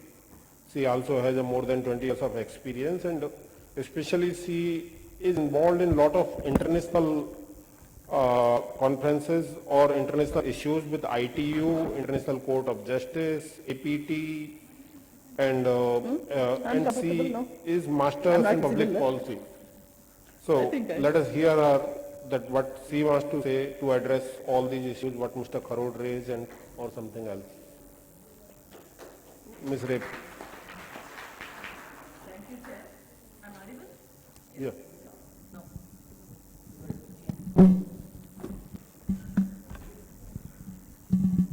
Very good evening, and I think I have a privilege now. I stood there, she told I am not visible. Okay, it's a privilege to sit and talk. So if we see the topic, it is ease of doing business. So most of the questions are probably directly, indirectly towards DOT and to the spectrum manager, that is the WPC. Because we are the one finally will be giving the frequency assignment letter and all wireless operating licenses, SACPA clearances, everything. All the process finally culminated into our wireless operating licenses. I see ease of doing business. I categorize it as two branches. One is there is a policy in place, and another is there is no policy in place. When there is a policy in place, then it comes to implementation, your processes. When we come to like IFMC, we have to give people have taken satellite bandwidth, but they have not got the spectrum assignment, they have not got the wireless operating license. There are problems in implementation as well as there are problems in the policy because we don't have a spectrum policy as on date for commercial services. For terrestrial services we have. Other than TSPs, we don't have a permanent policy. I think thanks to 2G judgment, all things are going on interim. So being a commercial services. So it's a bigger issue. So morning also, I think one of the IFMC service provider, he has taken the satellite bandwidth, but we're not able to give him a spectrum assignment because as on it, there is no policy in place. We cannot process it. That is when there is no policy. And those category of cases, we have other cases like that. Now, same IFMC, we are talking on fixed satellite service from the GSO. I happened to attend this WRC also, first 2 weeks. Lot of focus is on GSOs and lot of focus on eSIMs. That is, IFMC is called as eSIM only basically, Earth Station in Motion. Includes land, mobile and land, aeronautical and maritime. So now they are talking about NGSOs of eSIMs. And yesterday, one of the private operator was asking us, what is your regulation for that? We don't have any regulation, we don't have a policy. Then that also one part of ease of doing business. We don't have anything in our place. When come to the other portion of it, where there is a policy, implementation. As far as terrestrial spectrum is concerned, for commercial services, probably we have gone ahead. We are almost more or less at par with other developed countries. And TRAI normally gives very good recommendations, and DOT also most likely accepts them and implements them. Like we have done spectrum trading, spectrum sharing, spectrum liberalization. And we have done all the things, active infrastructure sharing, passive infrastructure sharing. You say, and we have done most of the things. Now we don't have those type of issues. But when you come to satellite spectrum, it's not that simple as the terrestrial spectrum. It's a little complicated. And here a lot of other departments are involved. Other ministries are involved. And your terrestrial spectrum is, you are the owner of that spectrum. It's within your boundaries. Whereas satellite spectrum is not like that. You go and get it from the ITU on first come, first served. Anybody can bet anywhere coverage, even over India.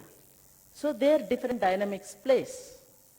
So even DOT wanted, WPC also wanted, but somehow due to so many complexities, probably we are not that successful.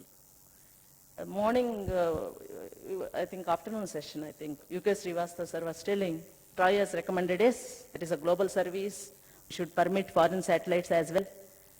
In fact, DOT's recommendation was that.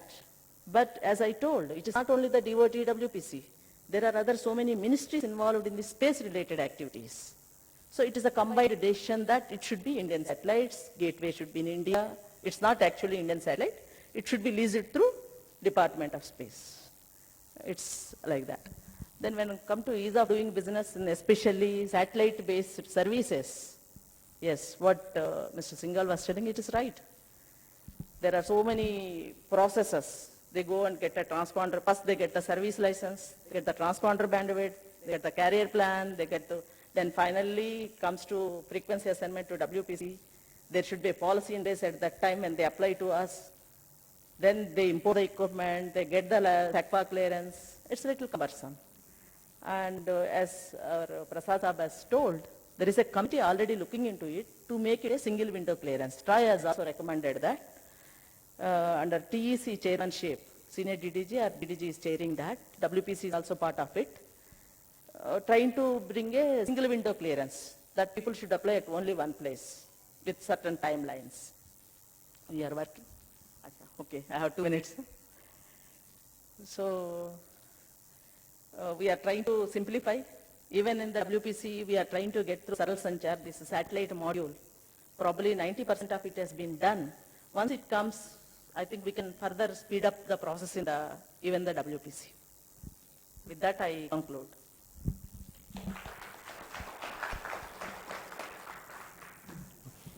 Thank you. Thanks a lot for highlighting the challenges as well as some assurance on development of the ICT tools. So now we proceed and now we'll have Mr. Krishna, who is a Vice President and CTO of Hughes Communications, and he also has more than 25 years of experience in operations and regulatory affairs. He is responsible for technology roadmap of the company also. So let us hear Mr. Krishna about his experience and his views. Mr. Krishna. So, first of all, this is for Gaurav. I've always been wanting to tell you, you don't fit into a Guju profile at all, and I've never had the guts. Now I have the guts to tell you that. Again, on a serious note, I think I'm the wrong person to be in this panel, only because, I kind of have been in this system for long enough that I am able to navigate myself, but I really pity on the people who really come from outside, from other industries, who have to navigate this process. That's, when I meet them, I talk to them, that's when I find, there's no real ease of doing business. So I think what would really mean in terms of ease of doing business are twofold, in my opinion. One is policy predictability. So I think, today, for example, when I bid for a job, when I bid for a contract to a customer, it's a tender or an RFP that I bid against, right? So I need certain predictability. One, when will I be able to give the bandwidth to the customer? At what price will I be able to give the bandwidth to the customer? So these are the questions that I need to answer to my sales function or a marketing function for any business to succeed. If that predictability is not there, then we can't do business. Now, this predictability impacts different aspects of the business in different ways. For example, the satellite capacity. A lot of people, in the morning I did speak about that you have to plan in advance. Maybe it takes about 4 to 5 years to put up a satellite up in the sky. So you put that over India because somebody issued an RFP at some point of time to procure that capacity from you. You said you see a large opportunity in the market, and then you put up that capacity over the country, and suddenly you realize the policy has changed. So no more will the government procure or allow anybody in the country to procure that capacity because suddenly overnight, we have moved from a foreign satellite to an Indian satellite regime or whatever. So that policy unpredictability, in my opinion, hurts the most in various walks of life, right? Second is, at some point the government decided to increase the tariff. They said, okay, you shift over from foreign satellites to Indian satellites.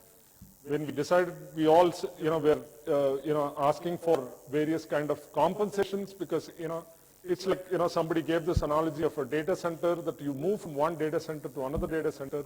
The new person to the data center that you shift to kind of gives certain SOPs for you to kind of move over. But here the SOP that we got is a 20% increase in the rate that we were already paying. So that's again a policy unpredictability. That where on earth am I going to be able to charge this back to a customer with whom I signed a long-term contract? It's impossible. So that's a real first part, where it hurts the business in terms of the predictability of the business. The second important aspect that, which has, I think both Prasad sir and, Revati ma'am both spoke very well on what they are doing to improve this. I think we've come a long way, in terms of transparency. Transparency is the other aspect. Like, for example, if the government decides to close something, for example, because of the 2G auction or 2G issues, now the government, it's an ad hoc basis. The window opens for some time, window closes for some time or something.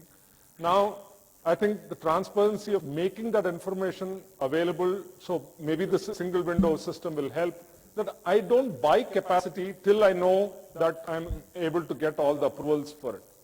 So if the transparency is available, or if I know for sure that where is my application pending, which part of the chain is it pending, how long will I have to wait to get it, I think that's another big area which can improve in the ease of doing business. So in my opinion, these are two fundamental things that we have to address: policy predictability and transparency. I think work is going on. We all hope. See, Indians have a mentality. Every day we see in the road that a new road is getting constructed. So we all live in hope, right? We all live that, tomorrow a bridge will come here. Tomorrow a flyover will come here. So we all live in that hope. So we are used to that, right? So I would also hope that these things become better. Thank you. Thank you, Mr. Krishna. So you have really highlighted the real issues which we keep on hearing for years from all of you, and now probably time has come to address them. So you will not have to wait too long. It is part of NDCP now, so I hope it will be addressed in time-bound manner. So now we will have Mr. Vyas. He is a founder member and executive director of Planet Cast, one of the largest teleport service provider or satellite communication service provider in India. He has more than 30 years of experience in satellite communication and digital media technology. He began his career with ISRO and then Apple and current inside satellite, Satcom networks, so defense. He has experience almost in all fields of the satellite communication. So let us hear him. Because of paucity of time, I am not reading his long. I'm visible. Thank you very much, first of all, everyone, and especially BIF for every time organizing some forum where we can really make our voice. I don't know how strong it is. I wish BIF that they should really echo it at the appropriate level and see that these are basically fruitful discussions. I must thank Mr. Singhal getting on to the issues of ease of business. I think I remember 2 years ago I said the government has rightly pointed out ease of business because there is really a problem in the business. But after 2 years I find that the ease of business is turning into that people are living doing business. Today we have most of our old investors have gone. We have battery of new private equities. They keep on coming, going out and all. I think that's not the ease of business which we were looking at. And I think the government should really look into that. It's not an ease of business. We should now really look at motivate to do the business. I think there is enough of things have happened. And we do not have, now we cannot go that, okay, we will have ease of business, these are the actions taken. Please motivate the country to do business. And these motivations comes not from policies, not from regulations, not from anything else, but innovation and making ingredients and ecosystem for that. If you are making ecosystem to do business, I don't think people will come for anybody that I need ease of business, I need a department of ease of business in every ministry. No. I'll see that we have a few ingredients, regulation, and I think I must look at, my advice to regulators is essentially you look for regulation based on the capacities what the country has. If I have a spectrum, I must choose how many players I should do. If you have satellite capacities, you should say, okay, today I have this much capacity, so I will allow 5 players. I think this is something which is very simple, that in a house, or I have 4 kids, and I will not have my 5th kid if I don't have the 6th room. So something like that, we have to really look in the regulation. The other is policy. Now, policy is something which is a very big excuse for all of us. There is no policy, so I cannot do this. Absolutely, I don't agree to that. I had a milkman who used to supply me milk. Then he said, "Saab, main subah bread bhi le aun aapke liye." So I said, fine. So he didn't go to anybody to ask that, okay, I have to take a license. Whether he didn't go to the police station, sir, I can supply bread to Mr. Vyas to his home. No, because that was a need for me, so he did it. So policy is something where you define that, yes, what you want to do, yes. You can say there's a security concern, yes. Now security is why only for satellite? Why not for internet? Why not for mobile? Absolutely, there is no answer. The satellite has to be, go through all the equipment, will go through all the, whatever the, you have to take approvals. But mobile equipment just can be bought by anybody. But both can be so disastrous for the national security. So there is absolutely no correlation between the policies, what we are really looking at. I'll tell you an example of IFMC. Now, for all the ages, we are saying IFMC, we have to have a hub in India. We have to really look at how much business we have, whether this is really affordable.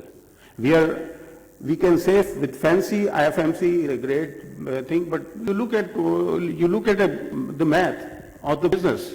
You don't have that kind of business where you need a hub to start with. You grow the business and then you have the hub. So essentially these are something which to me, we have to really look at very, very practical and applicable view rather than a straight line view that, okay, I can't look beyond this because I am bounded. No. With the current government, I think if we are not able to express our views, we will be bounded forever because they are able to listen. They are able to talk to you. We have never found in our lifetimes that such a responsive government is there, and the new generation will definitely give us even a better government. The last, which I will say that innovation is something which is at the back of it. If you see the telecom, if you see anything, I think the engineers are the last one to be, who will be, given the preference is the finance, will be given this, the legal. Now, if you keep on doing that, you have seen where these people have gone. If you have a very strong legal department, you will go to all the ACEs through the courts. If you have a very strong finance department, you will say, okay, you'll have maximized the profit, I need this IRR and everything.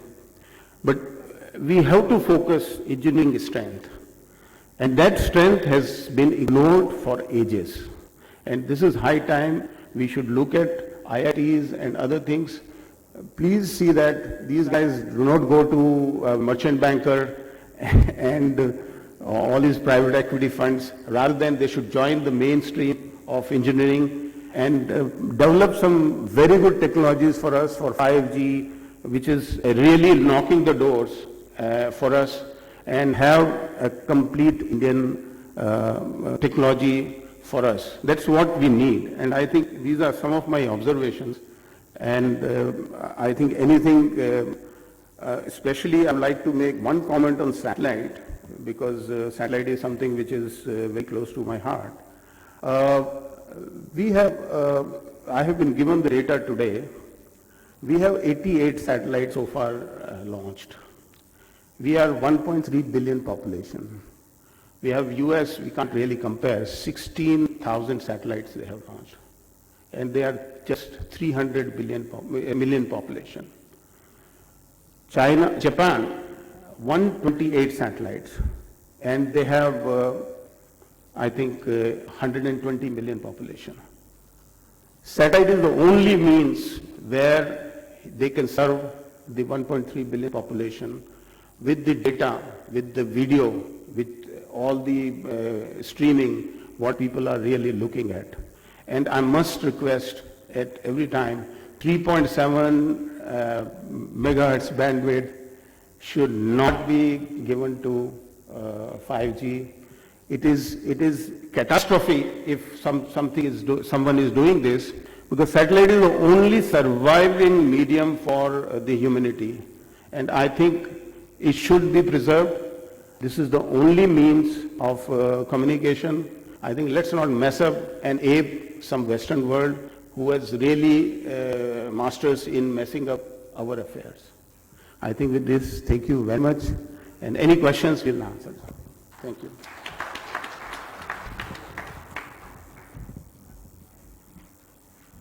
So thank you, Mr. Vyas. And this is how we come to the end of the individual speakers' views. So I'll just try to summarize them in 2 minutes, and then we can open the floor for the question and answers. So what essentially the industry stakeholders are talking about, they are primarily asking the three things. One, that there has to be a policy certainty, policy clarity, transparency in policy, transparency in implementation of the policy, so that they can plan, they can move ahead, they can attract the investment, and the sector can grow. The second thing which has been emphasized again and again is that do we have regions or enough regions to put additional checks on satellite in comparison to mobile? If yes, then kindly discuss those and find out solutions so that those can be easily overcome. If not, then remove those so that we can grow. And the third thing which I have taken as an input for me at least is that how can we motivate the youngsters to enter into domain of satellite research, innovations, use, development, intellectual property, any field. Means when we have such successful organizations of satellite in India and we have such pressing requirements of the satellite communication, how can we achieve that? Besides that, the WPC has also assured the stakeholders that they are working to address some issues, but at the same time, they have also indicated the challenges they are facing in respect of policy and the implementation aspects. But one new development which has happened recently is that now the Department of Telecom has an independent division of satellite under DDG carved out. So I hope now the much awaited focus will come and that division will work for the implementation of at least the strategies carved out in the NDCP clearly.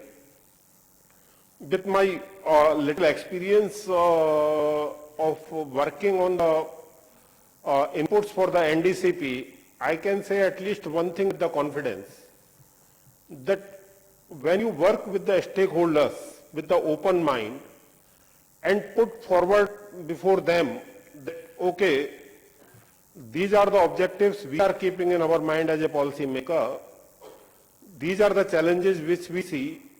What solutions do you suggest so that we collectively can achieve these objectives? I can say many of the persons present here also gave us so good inputs, so good suggestions, and that made this NDCP possible today. So we can probably adopt the similar approach of a wider stakeholder engagement for Satcom policy also, which is anyway due for the review, and move ahead. Thank you. Thanks a lot. So now the floor is open. My request would be that whoever is seeking the question can address the name of the panelist also to whom the question is addressed, so that it can be taken care properly.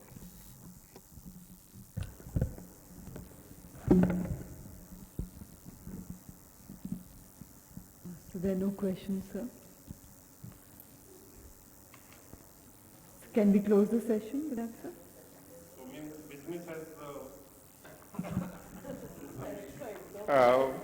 Means if I go with Mr. Vyas, then he says there is no motivation, or if I go with WBC, means all the problems have been solved. So there are no questions. So thank you very much indeed, ladies and gentlemen. Let's put our hands together for all those wonderful addresses we had from all our eminent speakers. And I would request our distinguished chairperson, Shri S.K. Singalji, to kindly do the honors of presenting a token of appreciation, a small memento to all our eminent speakers. On behalf of the organizers, we present to Shri R.B. Prasad. Thank you very much indeed. To Mr. Gaurav Karol.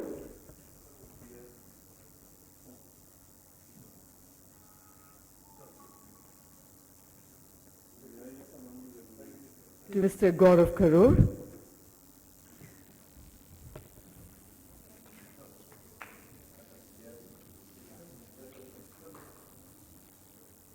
To Srimati M. Revati.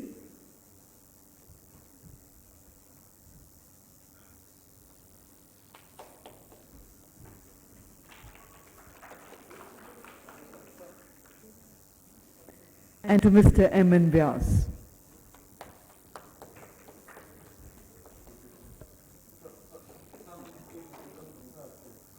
We presented one to Mr. Krishna in the earlier session.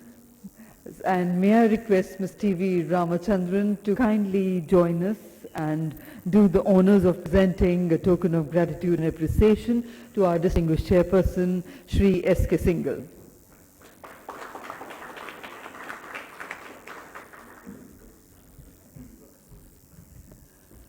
And a quick group photograph of the panel. Can we have a quick group photograph?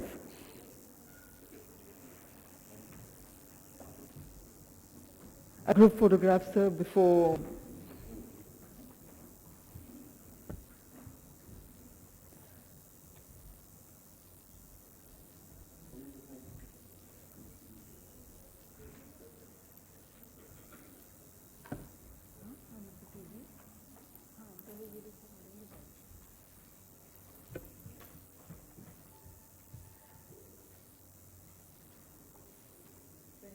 Thank you very much indeed. I would request all our eminent speakers to kindly take their seats in the front as I invite Mr. T.V. Ramachandran to announce the next dates of the Satcom 2020.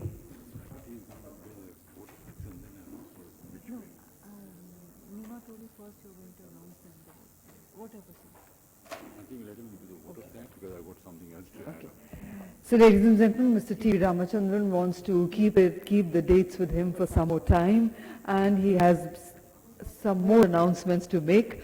So we are having the vote of thanks first, the proposing of the vote of thanks first, and for that may I invite Mr. Debashish Bhattacharya, DDG Broadband India Forum.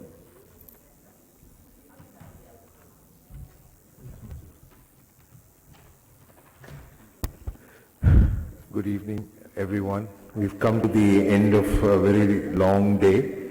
Wouldn't like to hold everyone up. So let me propose a vote of thanks. Initially, I would like to first thank our partners which is Miasat, the gold partner, silver partner ITC Global, our special valued partners, namely Hughes, Inmarsat, Intelsat, Nelco, SES, Telesat, Viasat, and we also would like to thank our supporting organizations, namely Access Space, APSCC, Avia, GVF, SSPI, WTA, and also our national media partners, which includes Broadcast and CableSat, CableQuest, DigiAnalysis, Satellite and Cable, Tele.net, and last but not the least, our event partners, Bharat Exhibitions. I also wish to take this opportunity to thank each and every one of the panelists who have attended this program right throughout the day, and also wish to thank our special guest of honors in the morning session in the inaugural, where we had CMD Antrix, Mr. Rakesh Sashibhushan. We also had a special address from the Chairman ISRO, Dr. Shivan, and I would like to give a special thank you to the chairman of our inaugural session, our chief guest of our inaugural session, Chairman TRI, Dr. R.S. Sharma. And last but not the least, to each and every member of the Broadband India Forum Directorate who have worked tirelessly to organize this event, and it has taken a lot of hard work. And I want to thank each and every person here from the Directorate who have also, and of course, our leadership, which is Mr. T. Ramachandran, without whose mentorship and without whose guidance, this event would not have taken place. Thank you very much, and thanks to all. Thank you, Debu. Thank you, Debu. I have to complete this vote of thanks. He has left some people, important people, out of his thanks list. Foremost will be Debashish Bhattacharya, the convener of Satcom committee, and the full BIF team. I would like them to come up here for a photo, for a group photo. I would like Debu, Arun, Kaustav, Anand, Seema, Nima, Abhishek,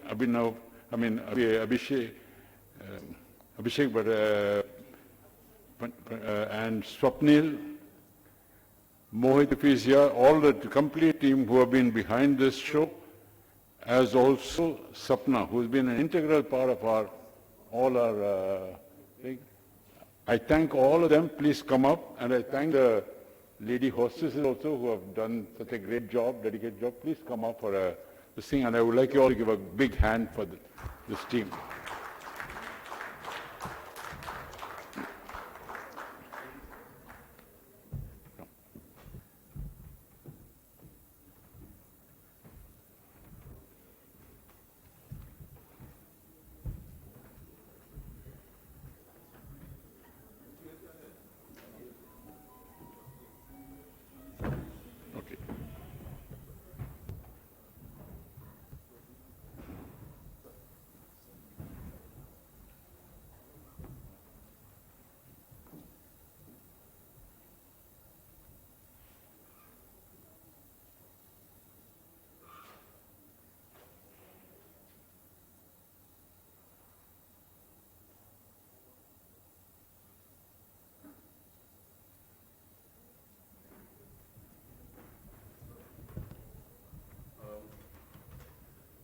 Please bear with me, ladies and gentlemen, a couple of minutes more, I'll crave a few.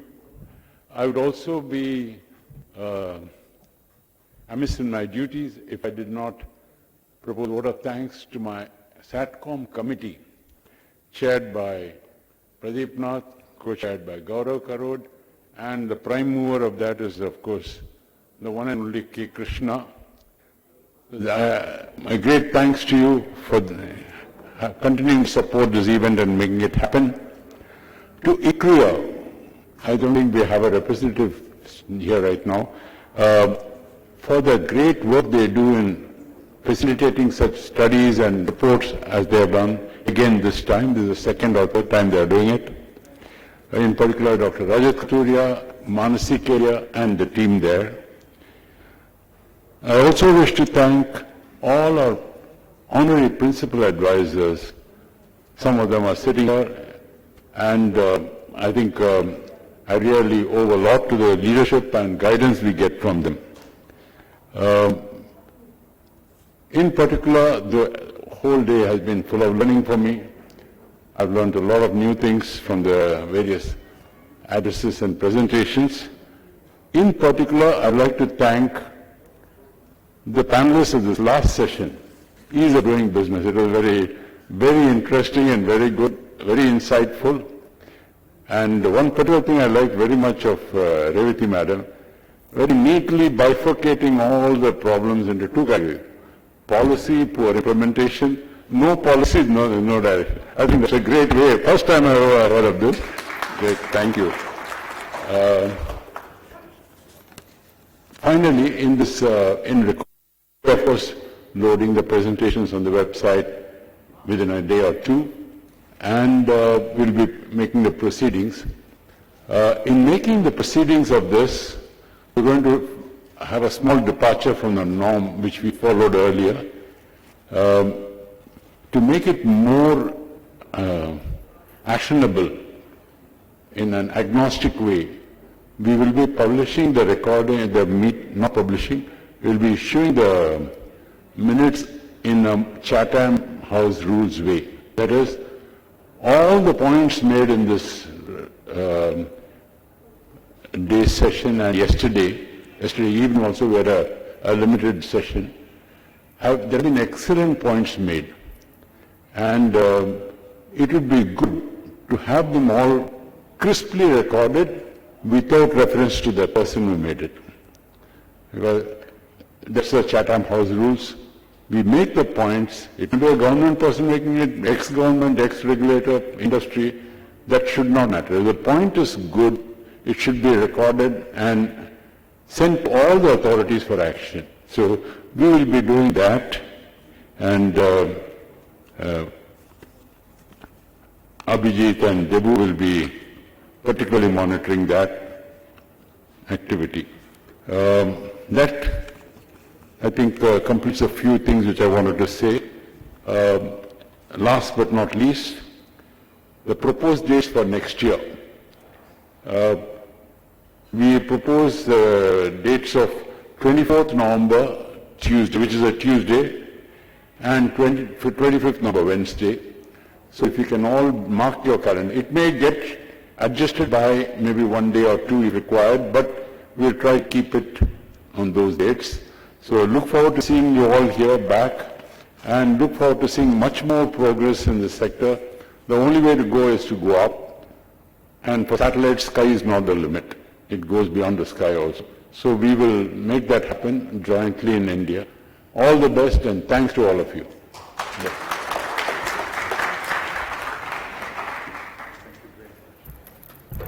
Thank you very much indeed. And ladies and gentlemen, as Mr. T.V. Ramachandran said, please mark your calendars for 24th and 25th of November 2020 for the next, for India Satcom 2020. And once again, taking this opportunity to thank each one of you for making today's summit a huge success that it was. Have a safe journey home. Good evening and namaskar.